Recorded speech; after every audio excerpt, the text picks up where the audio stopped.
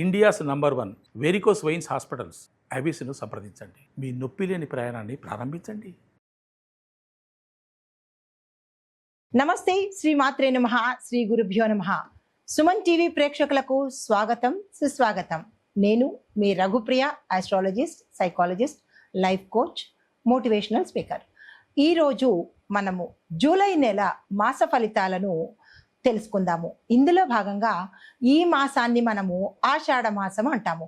ఆషాఢ మాసము అంటే చంద్రుడు ఉత్తరాషాఢ పూర్వాషాఢ నక్షత్రంలో అంటే చంద్రమానం ప్రకారము చంద్రుడు సంచరించే నక్షత్రాన్ని బట్టి ఆ మాసానికి ఆ పేరు వస్తుంది. ఇప్పుడు చంద్రుడు ఉత్తరాషాఢ నక్షత్రంలో సంచారం చేస్తుండగా ఈ మాసానికి ఆషాఢ మాసం అని పేరు వచ్చింది. అయితే ఆషాఢ మాసాన్ని అందరూ దేనికి పనికి రాదు, ఆషాఢ మాసంలో మనం ఏ పనులు చేసుకోకూడదు అనే భావన అయితే ఉంది. అయితే ఈ మాసంలో మనము పూజలు వ్రతాలు చేసుకోవచ్చు, కానీ గృహప్రవేశాలు, ఉపనయనాలు, నామకరణాలు లాంటి శుభకార్యాలనైతే మనము చెయ్యము. అయితే ద్వాదశ రాశుల వారికి ఈ మాసంలో అనగా ఆషాఢము శ్రావణము కలగలిపిన ఈ మాసంలో ఎలా ఉండబోతోంది, స్త్రీలకు ఎలా ఉండబోతోంది, ఈ రాశిలో అంటే ఒక్కొక్క రాశిలో ఒక్కొక్క రంగంలో ఉన్న వాళ్ళకి, స్త్రీలకు, పురుషులకు, పిల్లలకు, ఉద్యోగస్తులకు, వ్యాపారస్తులకు, రాజకీయ నాయకులకు ఎలా ఉండబోతోంది అని సవివరంగా మీకు తెలియజేసుకుంటున్నాను. తదుపరి రాశి ధనస్సు రాశి. ఈ రాశి వారి యొక్క స్త్రీల ఆరోగ్యము తలనొప్పులతోనూ ఒత్తిడి కలిగించే మానసిక అలసట కూడా ఎక్కువగా కనబడుతోంది. గర్భ సంబంధిత లేదా కడుపుకు సంబంధించిన ఇబ్బందులు తల ఎత్తే అవకాశంతో పాటు బీపీ, షుగరు, థైరాయిడ్ ఉన్న బాధితులు కానీ ఎవరైనా ఉంటే తక్షణమే డాక్టర్ పర్యవేక్షణ తీసుకోవాలి. దీంతో పాటుగా గర్భిణీ స్త్రీలు ఎవరైనా మీ ఇంట్లో ఉంటే కనుక వారి పట్ల అనుక్షణము జాగ్రత్తతో మెలగవలసిన పరిస్థితి. వారికి రక్తలేమి, తర్వాత ఊపిరితిత్తులకు సంబంధించినటువంటి సమస్యలు కలిగే అవకాశం కనబడుతోంది. గర్భిణీ స్త్రీలు ఉన్న అమ్మగారు కానీ అత్తగారు కానీ వీరి యొక్క ఆరోగ్యం మీద జాగ్రత్తలు తీసుకోండి. అయితే మీకు చెప్పదగిన చిన్న సింపుల్ చిట్కాలు, తులసి టీతో పాటుగా పాలకూర ఎక్కువగా అంటే తులసి టీ ఉదయం తీసుకుంటారు. మీ యొక్క ఆహారంలో పాలకూరని కనుక చేర్చినట్టయితే గర్భాశయానికి సంబంధించిన దోషాలు పోగొట్టుకుంటారు.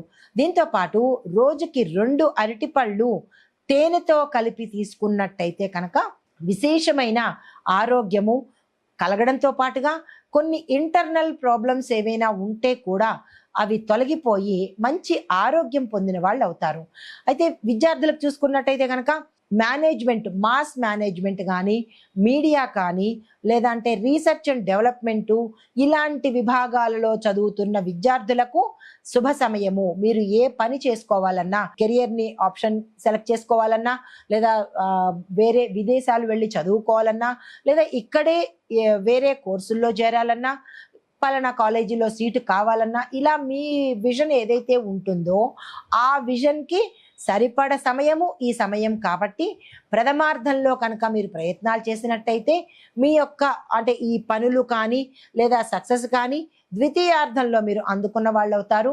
ప్రతి స్టూడెంటు ఈ 30 డేస్ని వృధా చేసుకునే ప్రయత్నం చేసుకోకండి. అయితే నిపుణుల సలహాలు తీసుకుని అంటే మీ స్కాలర్స్, ప్రొఫెసర్స్, టీచర్స్ లేదా మీ పేరెంట్స్ వాళ్ళ యొక్క సలహా తీసుకుని మీరు ఏ ప్రయత్నం చేసినా విజయం సాధించే అవకాశం కనబడుతోంది. నిర్లక్ష్యం చేసుకోకండి.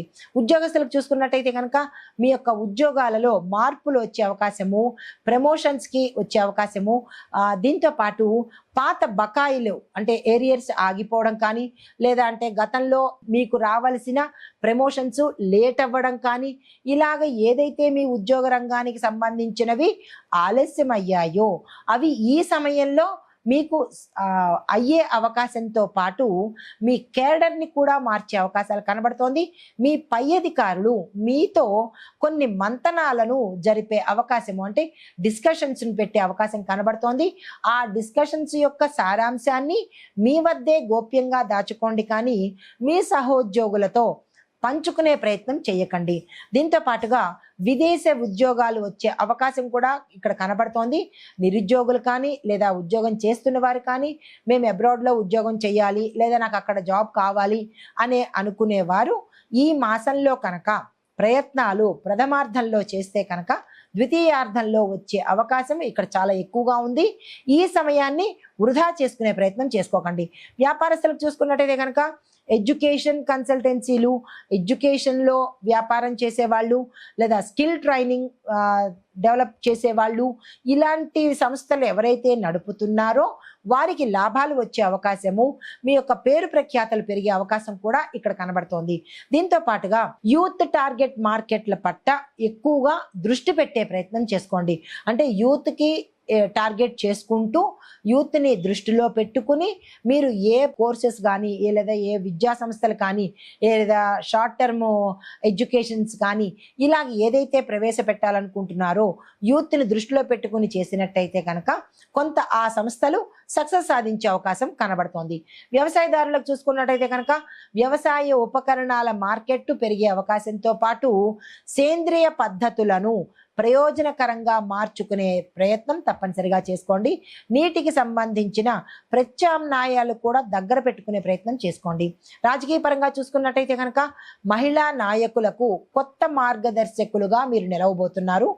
ధైర్యంగా సంభాషించే శక్తిని మీరు గౌరవాన్ని తెచ్చిపెట్టే అవకాశం కనబడుతోంది. అంటే మీ యొక్క ధైర్యంగా చెప్పే ప్రసంగాలు కావచ్చు, ఉపన్యాసం కావచ్చు, ఏదైనా మీకు పేరు తెచ్చే అవకాశాలు ఎక్కువగా కనబడుతున్నాయి. తర్వాత వాతావరణ పరంగా చూసుకున్నట్టయితే కనుక వేడి తక్కువగా ఉన్నప్పుడు తేమ కలిగిన ప్రాంతాలలో ఉన్న వారికి దద్దుర్లు, చర్మ సమస్యలు వచ్చే అవకాశం కనబడుతోంది. అలాంటి వాతావరణానికి దూరంగా ఉండే ప్రయత్నం చేసుకోవడంతో పాటుగా కుదరని పక్షంలో ప్రత్యామ్నాయంగా ఏదైనా ఉపాయం చేసుకోండి. ప్రయాణాలు స్వల్పంగా వాయిదా వేసే ప్రయత్నం చేసుకోండి. ఆకస్మికంగా వర్షాలు రావచ్చు. తేమ కలిగిన వాతావరణం ఉండడం వల్ల, పొగమంచు ఉండడం వల్ల ఇలాంటివి ఏవైనా మీ ప్రయాణాలకి ఇబ్బంది అయ్యే అవకాశం కనబడుతోంది.